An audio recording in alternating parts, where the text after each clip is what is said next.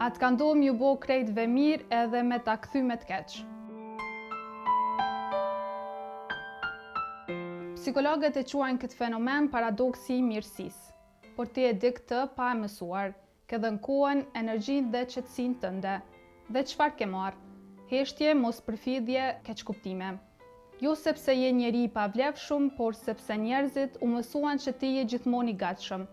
Disa madje shfrytëzojnë mirësinë tënde vetëm sepse ti nuk vendose kur kufi.